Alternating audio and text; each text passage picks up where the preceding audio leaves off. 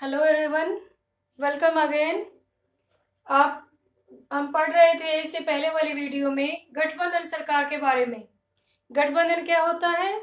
जब किसी भी दल को बहुमत नहीं मिलता तो दो या दो से अधिक दलों के द्वारा मिली जुली सरकार को गठबंधन सरकार कहते हैं। और गठबंधन सरकार में वो जो भी दल शामिल होते हैं वो अपने विशिष्ट हितों को त्याग करके अपना एक न्यूनतम साझा कार्यक्रम के ऊपर सहमत हो जाते हैं। तो ये हमने पढ़ लिया था कल वाली वीडियो में। गठबंधन राजनीति के कारण भी हम पढ़ चुके हैं। आज हमने पढ़ना है कि गठबंधन सरकार का भारतीय राजनीति पर क्या प्रभाव पड़ा। सबसे बुरा प्रभाव तो गठबंधन सरकार का होता है राजनीतिक अस्थायित्व। जैसे जैसे गठबंधन बनता है, अगर गठबंधन में दल शामिल दलों की विचारधारा एक दूसरे से मेल नहीं खाती तो राजनीति अस्थिर हो जाती है। बार बार सरकारें गिरती हैं, बार बार सरकारें बनती हैं। तो ये गठबंधन सरकार की बहुत बड़ी कमी है, राजनीतिक अस्थायित्व। जैसे आपने देखा होगा पहले भी 1977 में जो जनता पार्टी की और गठबंधन सरकार बनी थी, 1 साल मुश्किल से चल पाई। उसके बाद 1989 में बनी सरकार भी कोई 2 साल चली, कोई 1.5 साल चली। तो इस तरह से गठबंधन सरकार की सबसे बड़ी कमी है राजनीतिक अस्थायित्व। सेकंड आता है हमारा प्रधानमंत्री की संस्था का अंत। जैसे कि प्रधानमंत्री को सरकार की धुरी माना जाता है, प्रधानमंत्री को चमकता हुआ चांद भी कहा जाता है। लेकिन अगर गठबंधन में शामिल दल उसके नेतृत्व को स्वीकार नहीं कर पा रहे हैं और प्रधानमंत्री बार बार बदल रहे हैं, तो इससे प्रधानमंत्री का कद कम होता है और प्रधानमंत्री संस्था का अंत हो जाता है। ये गठबंधन की कमी है। नेक्स्ट है क्षेत्रीय दलों की भूमिका में वृद्धि। जैसे आपने पढ़ा कि गठबंधन के शुरू होने का कारण ही क्षेत्रीय दलों की वृद्धि है। तो क्षेत्रीय दलों की भूमिका में जैसे जैसे गठबंधन सरकारें बनती जाती हैं, क्योंकि वो क्षेत्रीय दलों के बलबूते पर ही खड़ी रहती हैं, तो इससे उनके प्रभाव में वृद्धि होती है। नेक्स्ट है राष्ट्रीय एकता को खतरा।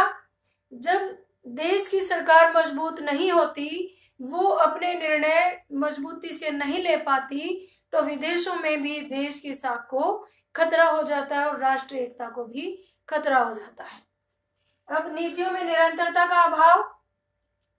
जैसे कोई सरकार बनी, गठबंधन सरकार है, मजबूत नहीं है, 1 साल चली, कोई नीतियां बनी, जब तक वो नीतियां लागू होनी है तब तक सरकार गिर जाती है। इससे नीतियों में निरंतरता नहीं रहती है और विकास के कार्य भी रुक जाते हैं। तो ये था हमारा प्रभाव। गठबंधन राजनीति के प्रभाव थे, ज्यादातर नकारात्मक प्रभाव ही रहते हैं गठबंधन की राजनीति के।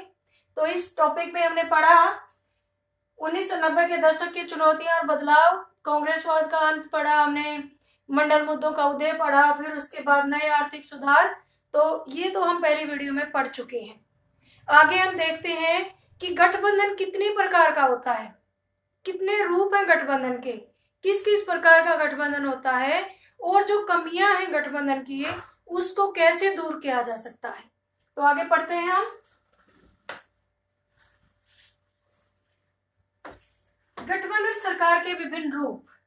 पहला रूप तो होता है एक दल के प्रभुत्व वाला गठबंधन, जिसमें एक दल ज्यादा प्रभावशाली होता है।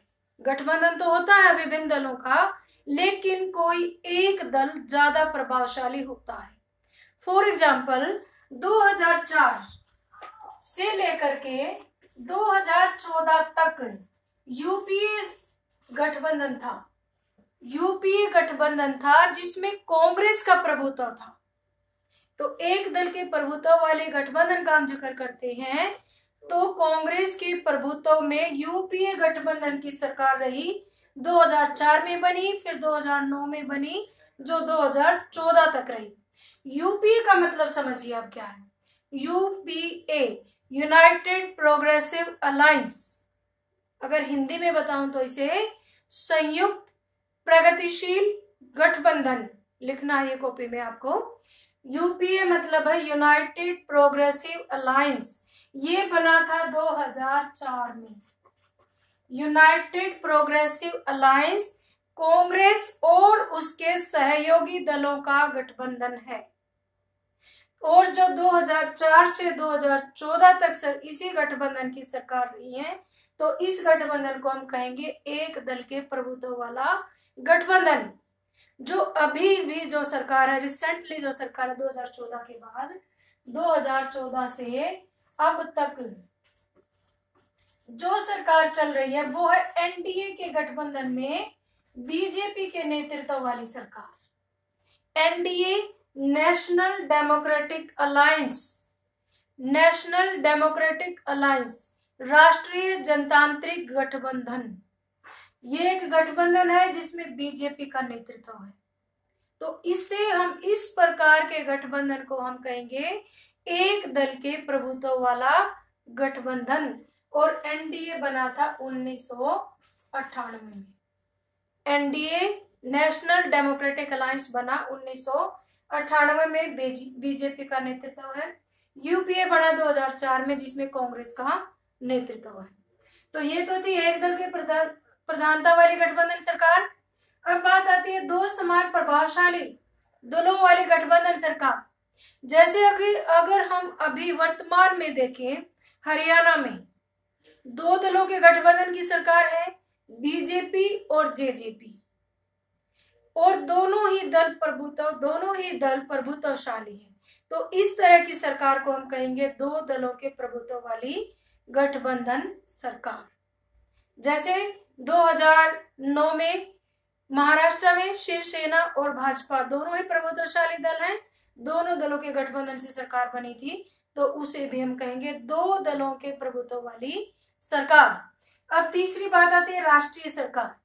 इस तरह की सरकार ज्यादातर आपातकाल के दौरान बनाई जाती है, और इस सरकार में जो भी जितने भी संसद में जिस दल के जितने उम्मीदवार होते हैं, जितने सांसद होते हैं, उसके अनुपात में मंत्रियों की संख्या होती है, तो इसे कहते हैं राष्ट्रीय सरकार। फिर निषेधात्मक गठबंधन वाली सरकार। इस प्रकार का गठबंधन जब बनता है जब किसी एक दल को सत्ता से बाहर करना हो।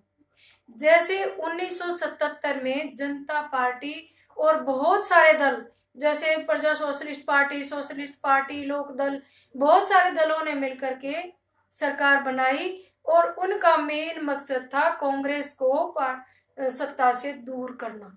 निषेधात्मक नेतृत्व वाली सरकार कहेंगे हम। तो ये थी हमारी निषेधात्मक गठबंधन वाली सरकार।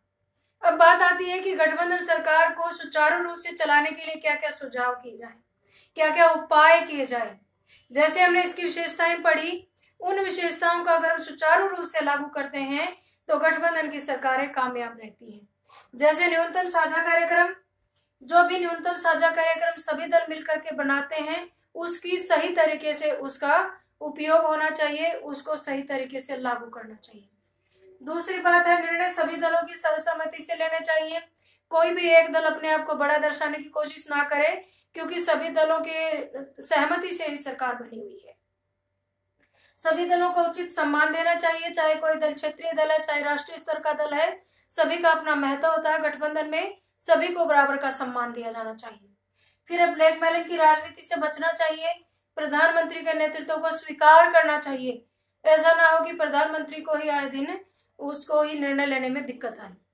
फिर आती है गठबंधन वैचारिक आधार पर बनाया जाए।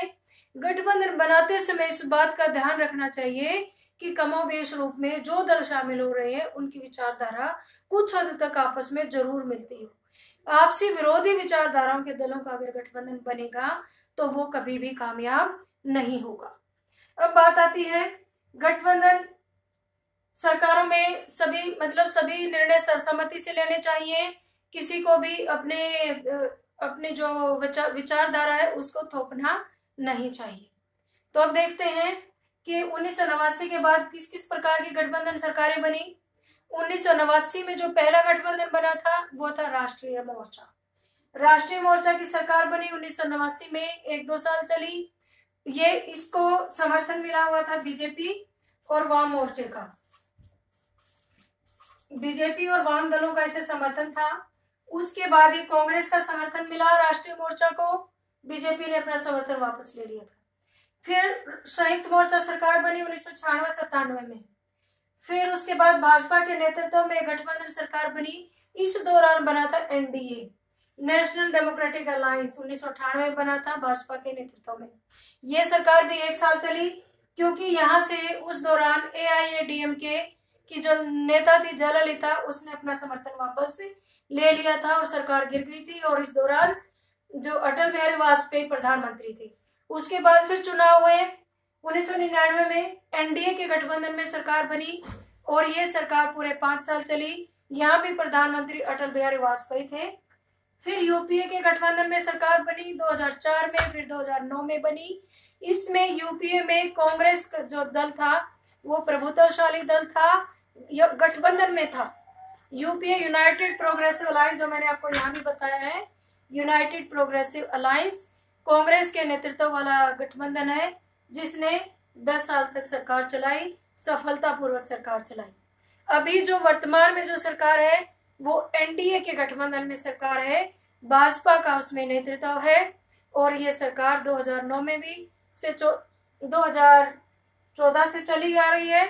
2019 में फिर चुनाव हुए तो दोबारा से एनडीए के गठबंधन वाली सरकार अभी अस्तित्व में है, अभी वर्तमान में काम कर रही है।